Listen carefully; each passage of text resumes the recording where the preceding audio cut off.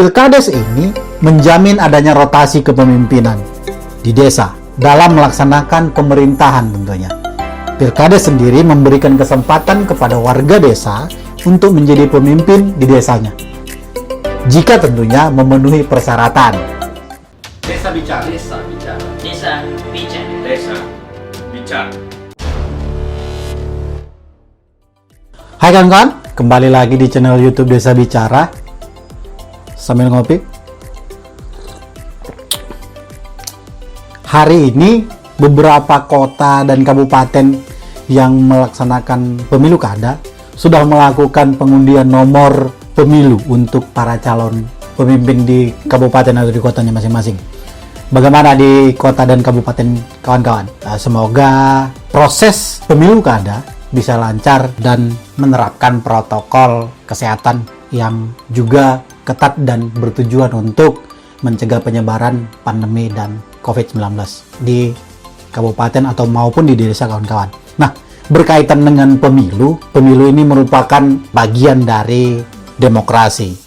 Nah, secara sederhana, demokrasi adalah sebuah bentuk pemerintahan di mana semua warga negaranya memiliki hak setara dalam pengambilan keputusan yang dapat mengubah hidup mereka. Demokrasi mengizinkan warga negara berpartisipasi, baik secara langsung atau melalui perwakilan, di dalam merumuskan pengembangan dan pembuatan kebijakan ataupun hukum.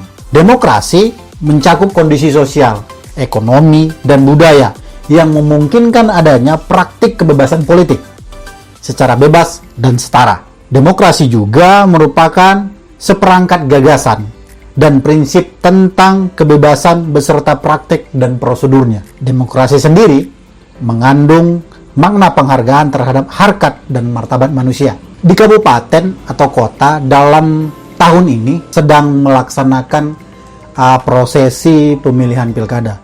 Begitu juga dengan di desa. Tahun depan kemungkinan besar pelaksanaan pilkades akan berlangsung. Nah, pemilihan kepala desa ini atau pilkades seperti yang kami sebutkan di depan tadi merupakan salah satu bentuk dari demokrasi, khususnya di desa, karena ini berkaitan dengan pemilihan kepala desa. Atau mungkin di desa kawan-kawan penyebutan pilkades mungkin ada beberapa yang berbeda. Itu tidak masalah gitu ya. Dalam artian karena itu menurut konteks asal usul dan penyebutan di wilayah kawan-kawan masing-masing. Pilkades ini menjamin adanya rotasi kepemimpinan di desa dalam melaksanakan pemerintahan tentunya. Pilkades sendiri memberikan kesempatan kepada warga desa untuk menjadi pemimpin di desanya, jika tentunya memenuhi persyaratan. Sejarah panjang pemilihan kepala desa sebenarnya bisa kita lihat dari perjalanan misalkan masa kerajaan. Hal ini berangkat dari pola pembentukan desa di masa ini, di masa kerajaan. Maka pilkades disesuaikan dengan pola terbentuknya desa, yaitu karena ikatan darah atau kekeluargaan, atau karena ikatan kedaerahan. Nah, pada masa kerajaan ini dikenal dengan bekel. Bekel yang mengumpulkan pajak hasil bumi untuk kebutuhan kerajaan. Sehingga pemilihan kepala desa berdasarkan pada garis keturunan dan kepentingan wilayah. Karena pada masa kerajaan raja begitu kuat begitu. Jadi dibutuhkan kemudian salah satu orang untuk mengumpulkan pajak hasil bumi untuk kepentingan kerajaan. Itu di masa kerajaan. Di masa penjajahan ditandai dengan perubahan bekel tadi. Nah, bekel secara resmi dilakukan bersamaan dengan reorganisasi tanah dan pembentukan pemerintahan desa pada awal abad 20. Sekitar tahun 1912 untuk desa Kejawen atau 1917 untuk desa perkebunan. Di masa penjajahan ini, terbentuknya desa memunculkan figur baru di masyarakat desa, yakni seorang kepala desa atau disebut lurah desa. Nah, pada umumnya, orang yang menjabat kepala desa adalah orang yang dijuluki bekel senior, berangkat dari masa zaman kerajaan, yang dipilih berdasarkan senioritas dan sebagai warga desa asli. Ini bentuk dan dinamika pemilu kades atau pilkades di masa penjajahan. Jadi tetap bekel itu yang hanya berubah bentuk. Sedangkan di masa kemerdekaan, karena masa kemerdekaan masih menggunakan undang-undang pemerintahan di zaman Belanda dalam hal untuk mengatur pemerintahan desa, maka dalam mekanisme atau tata cara pemilihan kepala desa sama seperti pemilihan kepala desa yang dilakukan pada masa kolonial atau penjajahan. Tentu menggunakan dasar undang-undang Regering Reglement atau disingkat RR pada tahun 1854. Nah, pada pasal 128 undang-undang ini menyatakan wewenang warga masyarakat desa untuk memilih sendiri kepala desa yang dikehendaki sesuai dengan adat istiadat setempat. Nah, ini terjadi pergeseran pola pemilihan kepala desa atau pemimpin di desa. Gerak perubahan ini juga terjadi di masa Orde Baru. Di masa Orde Baru ini hadir Undang-Undang Nomor 5 Tahun 1979. Dan ternyata telah membawa dampak berperannya pemuka-pemuka adat dan pemimpin informal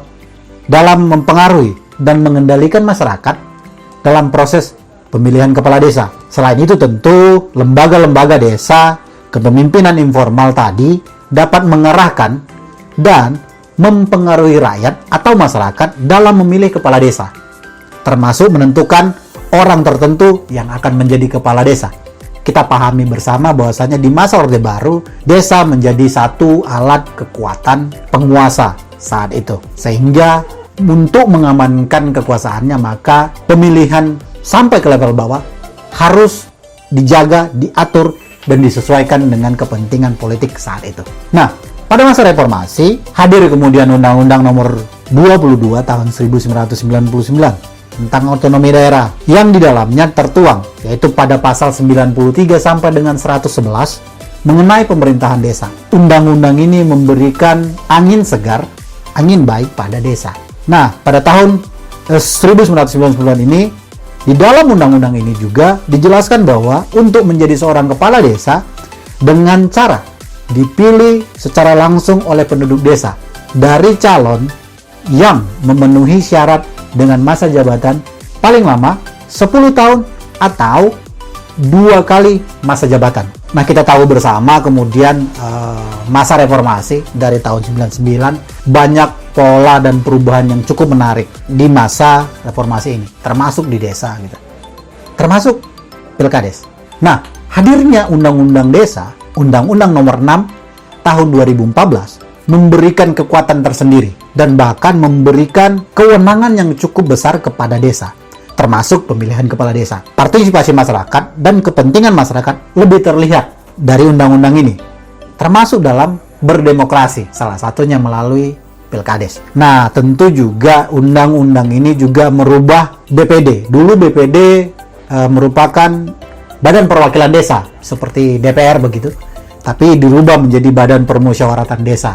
Sehingga polemik dari undang-undang sebelumnya terkait dengan Badan Perwakilan Desa dengan Kepala Desa bisa diminimalisir. Saat ini dikenal dengan pilkades serentak yang disesuaikan dengan kondisi dan perkembangan yang ada di masyarakat dan perubahan tata pemerintahan yang lebih demokratis. Bagaimana di desa kawan-kawan?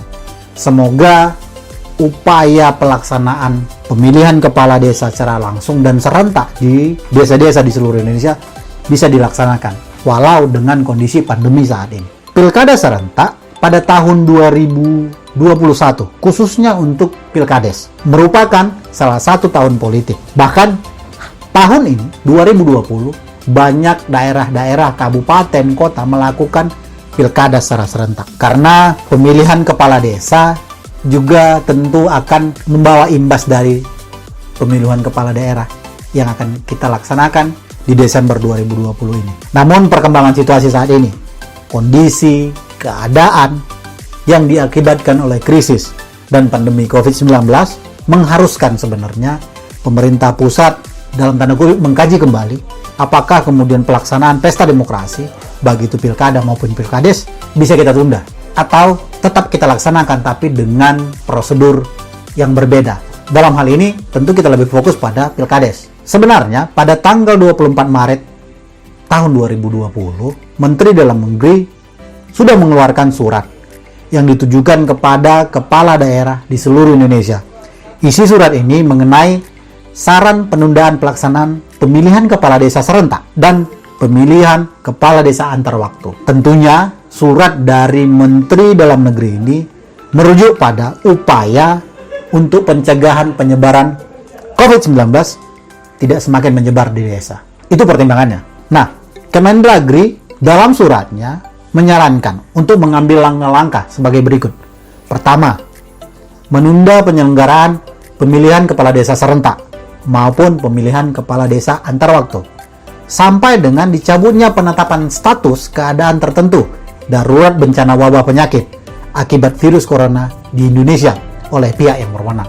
Kedua, penundaan yang dilakukan tidak membatalkan tahapan yang telah dilaksanakan sebelumnya. Ketiga, dalam hal proses pelaksanaan telah pada tahapan penetapan calon, maka proses tahapan selanjutnya yang terdapat bagian berkumpul orang banyak seperti kampanye calon maupun pemungutan suara untuk dapat ditunda sampai dengan dicabutnya status keadaan darurat bencana wabah COVID-19.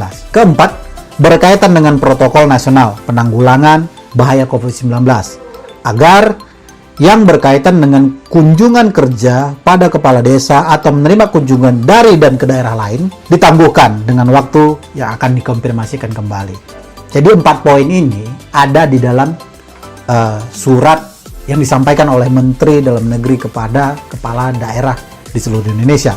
Apakah kemudian surat ini direspon cukup baik dan dilihat? Ternyata pada tanggal 10 Agustus kemarin tahun 2020, Menteri Dalam Negeri kembali mengeluarkan surat keputusan bernomor 141/4528/SJ.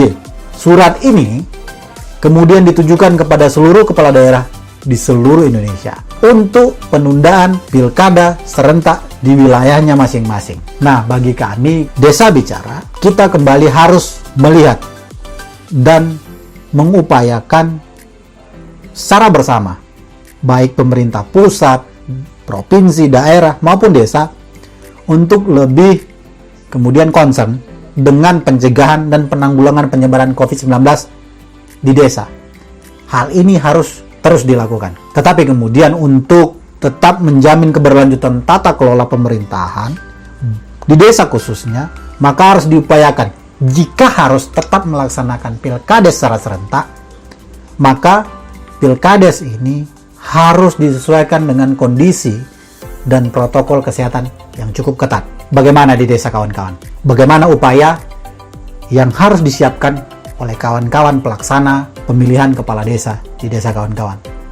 Kami dari Desa Bicara berharap juga jika harus tetap melaksanakan pemilihan kepala desa, maka protokol kesehatan harus dibuat, harus dilaksanakan secara ketat, secara bersama, sehingga pelaksanaan pemilihan kepala desa tetap bisa berjalan dengan baik tanpa kemudian ada penyebaran lebih luas dari virus corona yang saat ini sedang melanda di Indonesia, bahkan mungkin juga untuk mencegah terlalu menyebar di desa-desa. Itu dulu dari kami Desa Bicara.